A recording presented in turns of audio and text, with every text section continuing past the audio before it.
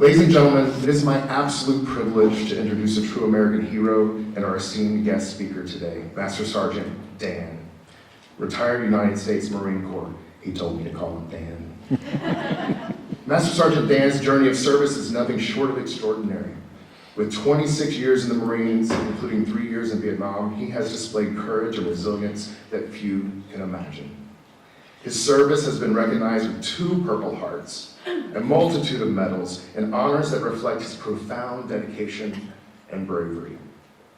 But his impact didn't end there. After his military career, the Master Sergeant continued his mission by serving veterans and their families in countless ways, including 12 years with the Department of Veterans Affairs, and as a mentor for veterans in Henderson and Las Vegas. Over 14,000 veterans around the globe have benefited from his steadfast commitment to supporting and empowering those who served. Today, we are honored and excited to welcome Master Sergeant Dan as he shares his journey and the values that define American veterans. Please join me in a warm and enthusiastic pirate welcome for Master Sergeant Dan. Yeah.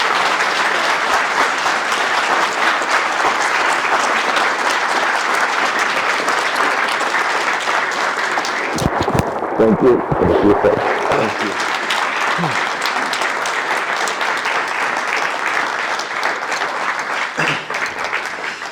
Aloha, everyone.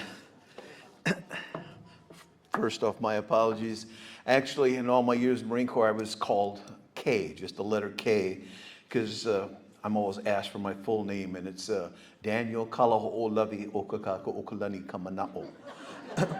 And unfortunately, the doctor couldn't say all of that. I don't know why. Aren't these... I have to apologize. I was in tears listening to this wonderful, wonderful orchestra here. I mean, they're the ones that deserve. Thank you, all of you.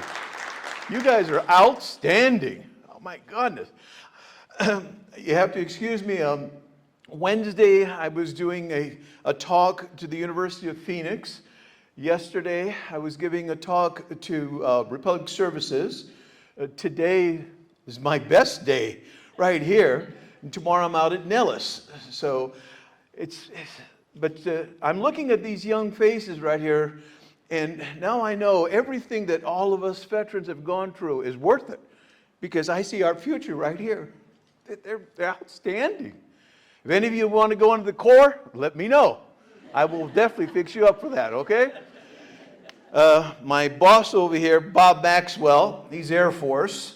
Okay, so, you know, a few of you, if you want to be wimps, no offense, Bob, he is my boss, okay? So, but enough of that. Everyone, I want to begin by thanking all of you for being here today, especially the veterans that we have out here, their families. I mean, they're the ones that we are thanking for today. I also want to make sure that I thank all of this orchestra here. I mean, they're just fantabulous. I just can't believe how great they are. You have to excuse me, I get a little emotional when it comes to talking about veterans and music. Believe it or not, in all my years of service, music has played a big part in it, because I've been in a lot of countries that we even to this day can't even talk about. And whenever we had an opportunity to pull back into a safe zone, the guys would always get together and somebody would play a little bit of music. Music is what would keep our spirits up, because we miss our families, we miss our friends, we miss a roof over our heads. You know? And the music is what kept a lot of us going, because the music was our connection to our country, the country that we loved so much, that we dedicated so much to. We're celebrating Veterans Day, November the 11th. Originally started in 1918, called the Armistice Day, which was the end of World War I. And what we thought in those days, it would be the last world war that we'd have to go through. Unfortunately, as all of us are witness to, mankind seems to keep going and going and going, and military individuals are called to make peace with the world. And that's all we can try to do. We're not politicians. We just do to serve our country. Whatever our leaders decide they want for us, and the leaders are selected by you folks here. We do as we're told. And Armistice Day has meant a lot to all of us. And in case some of you were wondering, the Marine Corps' birthday is coming up on Sunday. You see, us Marines, we enjoy ourselves whenever we get a break. So naturally, we knew that November the 11th would be a holiday, a day of relaxation. We're off. So consequently, we set up the Marine Corps birthday for November the 10th. So we party hardy, and then we can relax on the very next day. The rest of the branches of the services, like the Air Force here, or Army, Navy, Coast Guard, Space Force, you guys aren't thinking about that, because in fact, you're thinking about celebrating your birthdays. We do too, but we understand how Marines party. So that's the way it goes with us. Now, it was amazing when I got the request about this, because you see, my only granddaughter is also a band member. She started when she was 5 years old, sitting in home, playing her little drums, picking up any musical instrument. I never had the opportunity to see her grow because the government has kept me going around the world a number of different places. Currently, she is a freshman in the University of Hawaii as a band member. She helped me write the speech. I had to talk to her in Honolulu, and she makes sure, says, Grandpa, you make sure you thank all of these folks. So coming from my granddaughter to all of you, mahalo, okay? She has been able, this is for them, okay? She has been around the world. 2 months ago, she was in Ireland with her band from the university. Earlier this year, she marched in the Rose Bowl. These are some of the things that all of you have a possibility of someday doing. I've only managed one time to see her in these 15-some years, seeing her actually on stage. And it wasn't as a musician. She got a part in the play called Annie, and so she happened to be Annie, and that's the only time I've ever seen it. So seeing all of you here, it hurts me that I missed all of this, watching her doing the same thing that all of you are doing here. And I know I keep repeating myself, but I want to thank you for something that I missed my whole life, seeing my granddaughter up here, playing this wonderful music that all of you have.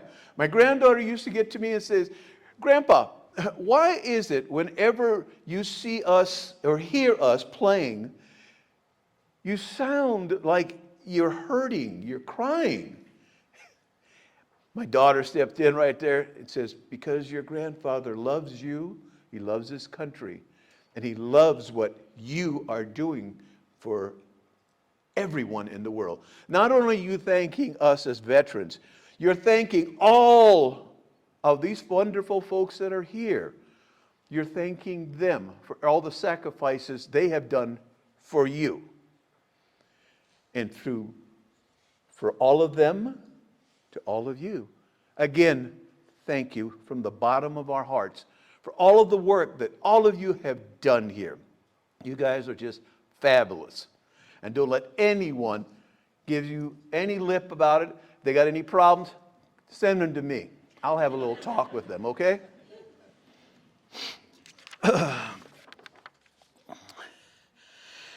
As we gather here, I want to encourage all of you to think about everything that you have currently. Think of this now.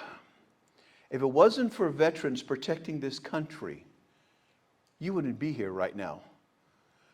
And all the countries that I've been in, I have seen what it is like to not have the freedom to play the music that you wish, to say that you don't want to play the music. Just the ability to listen to music. In many countries, you can't even do that. And remember that on November the 11th, you're going to be thanking those men and women who have given you that right to do as you wish.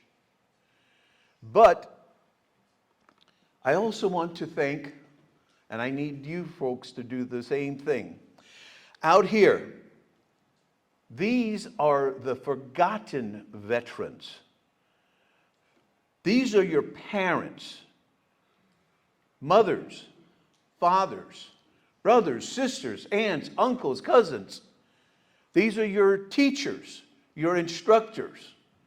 They have sacrificed so much to allow you to do what you are doing here. Veterans get the thanks every year, November 11th. They get nothing whatsoever except your love. And that's all they're asking you for. Do the best that you can. But always remember, They are here for you. These are your veterans out here. Tell them thank you. Just as you say to us veterans, thank you for your service. But next time mom, dad is near you, thank them for giving everything that you have. Thank them. I get thanked all the time. They don't. Never forget the sacrifices that they are doing for you. Never forget the sacrifices that your instructors have been doing for you, what they have given up. Remember, you are free because of veterans. You are free to do what you want here because of your family out here. Love them as they love you, because they have proven by their sacrifices that they care about you.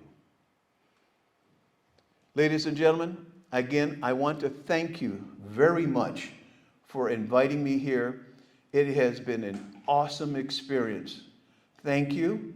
And for those of you in this wonderful orchestra, I salute you. Thank you.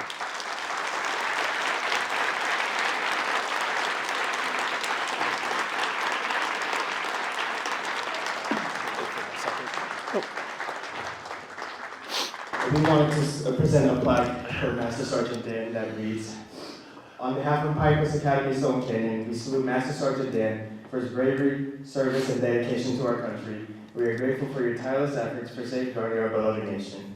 Thank you. Thank you. Thank you so much. The honor. The honor is mine. Thank you, sir. Oh, I don't know what to say.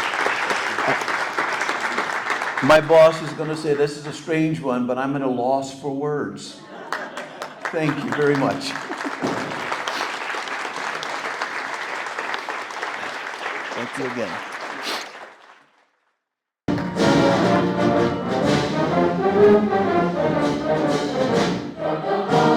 United States